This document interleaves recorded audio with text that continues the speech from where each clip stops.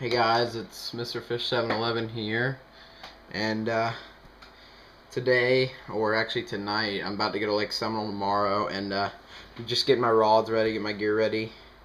And I thought, while I do that, why not just do a few tips and techniques? And I'm gonna start off with why to use a peg or a bobber stop like this. There's a peg, and here's a bobber stop or a weight stop. So these are actually called bobber stops, like Bass Pro Shops, for brim fishing and crappie fishing. But I like to use these a lot too. You hear people call them pegs, rubber nails. I call them pegs, but there's different times to use each. Sometimes some are more efficient and just easier, faster, more consistent.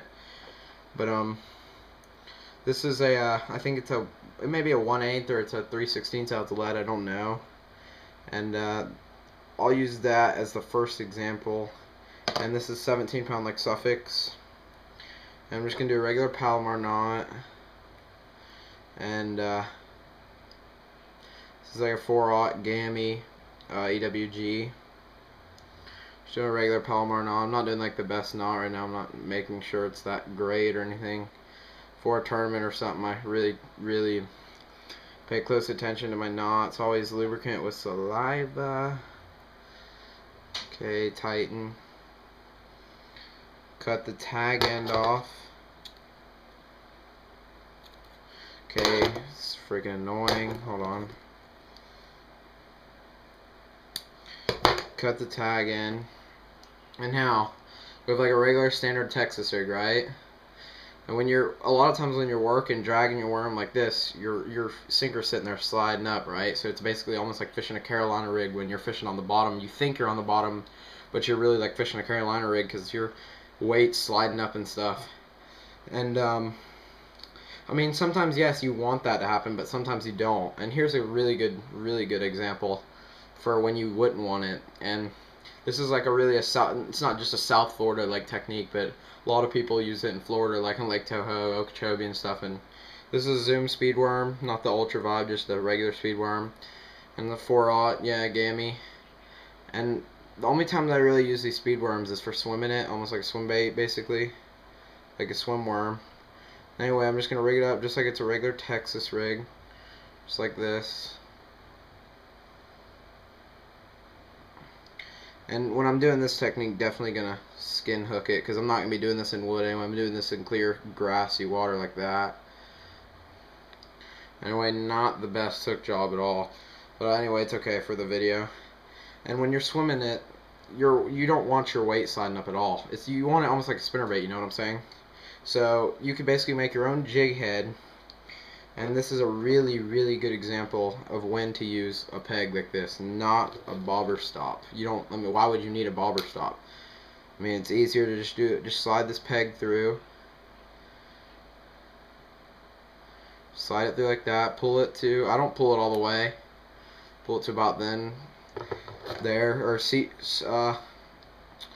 cut it, pull the line up like this. Make sure you don't hit your line. But cut it like that, and then of course cinch it down.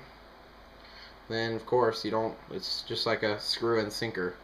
But that's really, I don't throw a speed worm without cinching it down like that or pegging it down. Not a chance.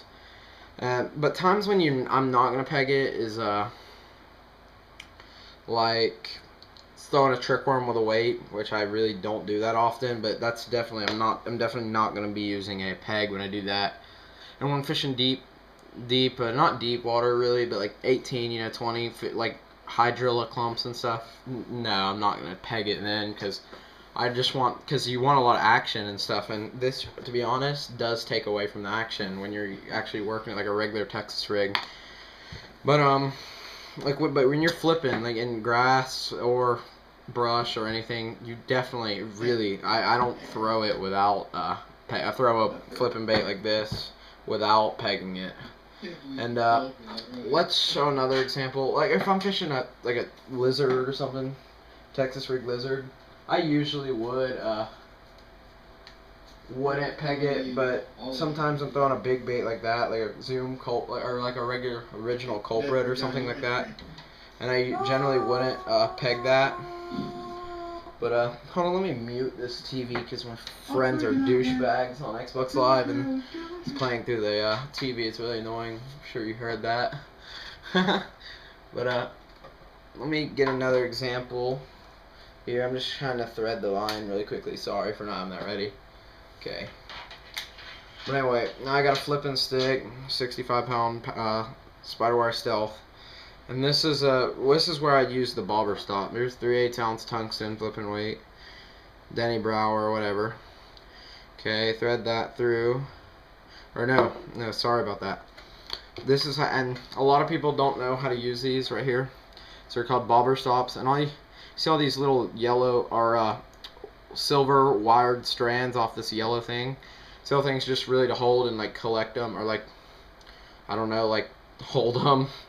But all you do is push it through the little loop, your line through that little loop, pull enough about like that, that's fine. And anyway, hold on to the yellow thing and grip the little red ball with your fingertips, and then just simply pull like that. And then it's on your line. Then you just have that blank strand like that. But you have a lot. This was almost empty. You have usually like 15 or something like that. I don't know, really, to be honest. But yeah. See, that's really tight. That ain't coming down usually. I mean, so we have that, and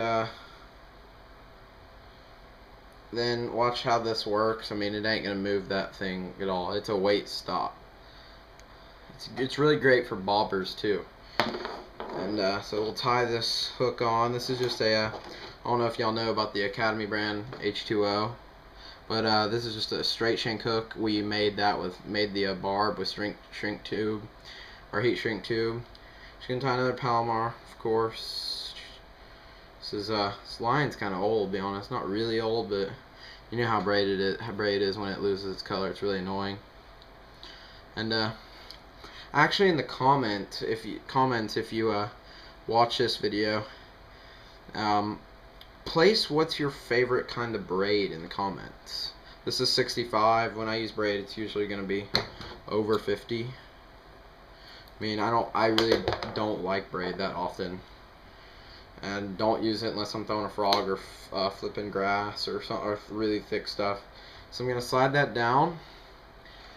But this is, like I said, just believe me, you can't not peg your weight and then like punch or something. Your weight's gonna go down, and then your bait's gonna sit there like this. When it say the like my fingers are the grass, the weight's gonna go like this, and then your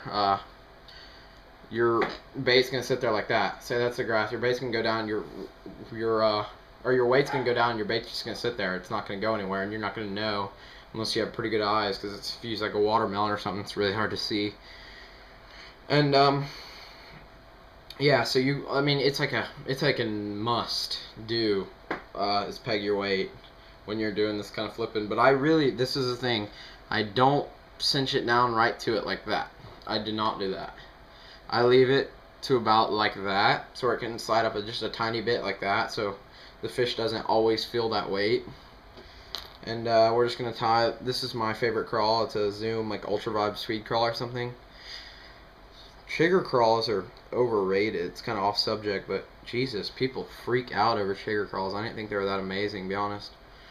But guys, another tip, these straight shank hooks are amazing. I was really scared to use them at first, but you don't lose very many fish with them, let's put it that way. I've only been using them since 2011 anyways, first year I've ever used them. I was always skittish to use them at first, and they're amazing. They're a lot more, like, you don't see it as much. I mean, that looks a little bit nicer than having like a wide gap, you know. Anyway, that's a pretty good flipping rig, and that's a really good, you gotta have a bobber stop. And another tip, I'm sure y'all have already heard this a lot, the Sharpie, use a Sharpie. Always, when you're using braid, Sharpie your line.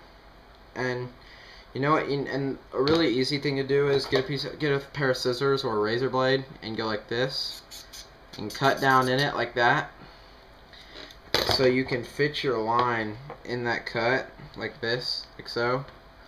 and just run it up and down like that. You can use dark green or black. A lot of people use both. I mean, I've been using dark green lately just to try it out because I saw like James Niggermeyer using it. I just wanted to see what it would do. And yeah, this can be annoying, but I only go up a few feet like that. Just hold it like that, put tension on it, and you know, that's, I'm sure you've heard that tip, but thanks guys. I'll get a little bit better at this. I'm not the greatest speaker. I'm pretty shy, to be honest. I'm really shy. And yeah, that's tips and techniques. So peg your weight when you're swimming a worm, when you're throwing in the thick brush, when you're flipping at all, flipping docks, skipping, definitely. When you're skipping a worm, I forgot to say that. If you ever skipping a Texas rig on a dock, it's gonna be pegged, or it's gonna be, your weight's gonna skip, and then your bait's not gonna go. It's gonna make a big splash. Everything. You have to peg your weight when you're skipping. When you're flipping, like I said, if you're the time when I've never pegged it using like a 10-inch worm. That's like an old Zoom, old Monster or something. No, I do not peg it when I do that. But other than that, when you're bed fishing, I usually have like a wacky worm on a spinning rod or a drop shot, and then I of course have a Texas rig, just simple Texas rig with a 1/4 ounce and 3/0 Gamakatsu or something. So I have a what's it called, wacky worm to fish like around the top parts of the bed, in the middle, and on the bottom. Then I have a drop shot fish right in the middle of the depth of the bed. And then I have a Texas rig pegged 1 ounce sink or a 1/4 ounce sinker to fish on the bottom. And with those three things, I just just manipulate, see what the fish wants. But that's another time. But when you're bed fishing on Texas rig, always have it pegged. But thanks guys. I thought that'd be a pretty good tip because I see a lot of people that don't peg their weights, and they're like, I see pros doing that, but I've never tried it myself. It's really a good technique. You don't see the pegs much more. These are kind of popular, and if y'all all know this, I mean, it's kind of fun to follow what the pros say and stuff, but you know it's all fishing industries and stuff. They try to get your money and stuff. But that's just part of it, you know. And thanks, subscribe, thanks for watching. Thanks guys, peace.